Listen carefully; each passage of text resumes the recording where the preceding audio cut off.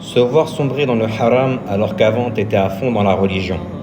Les causes qui peuvent mener à l'égarement d'une personne, elles sont nombreuses, mais ici, on va en citer que quelques-unes. Et la première, qui est la plus apparente, c'est l'ignorance et le manque de science. Le musulman qui ne cherche pas à apprendre sa religion, très rapidement, il peut commencer à abandonner le peu de pratiques qu'il avait jusqu'à maintenant. Ibn al-Qayyim, il nous dit que l'ignorance, c'est la mère de tous les maux. C'est celle qui mène l'homme à l'association, à shirk, l'innovation, la bid'a, ou alors à l'abandon de la vérité. Et à notre époque, alhamdoulilah, la science, même si sur internet il y a vraiment de tout et de n'importe quoi, il y a beaucoup de savants qui ont leur propre site sur lesquels on peut retrouver tous leurs cours. Et il y a beaucoup d'étudiants en sciences qui sont largement aptes à pouvoir donner des cours également et qui le font. En second plan, on a le suivi des passions, et ça c'est une chose qui est vraiment catastrophique. Les gens qui refusent constamment la vérité parce que ça plaît pas à leur nefs. Quand tu prends ta passion et que tu la places au-dessus du commandement d'Allah, tu l'as alors pris comme divinité. Mais on parle pas de celui qui fait des efforts pour combattre ses passions, on parle de celui qui refuse la vérité et qui place ses passions au-dessus. Vous prenez des féministes, c'est littéralement le cas.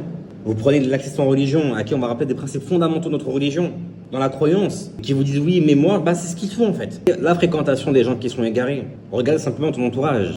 Si en ce moment tu es un peu abandonné de ta religion, regarde tes amis, si c'est des personnes qui sont assidues en religion ou pas. Il y a un truc qui va pas dans tes fréquentations. Hein. Le messager, alayhi salatu wassalam, il disait que l'homme est sur la religion de son ami intime. Prenez donc garde à qui vous prenez comme ami. Et enfin, les péchés répétés et l'attachement au désir. Le messager, alayhi salatu wassalam, il disait que lorsque le serviteur commet un péché, alors un point noir est inscrit sur son cœur. S'il se repent en son cœur est purifié, et s'il persiste, cela s'accumule jusqu'à ouvrir son cœur. Et Ibn Qayyim, il expliquait que le fait de continuer constamment un péché sans se repentir et de le répéter sans cesse, le cœur est fini par devenir malade. Et si le cœur il est malade, ça mène à l'égarement.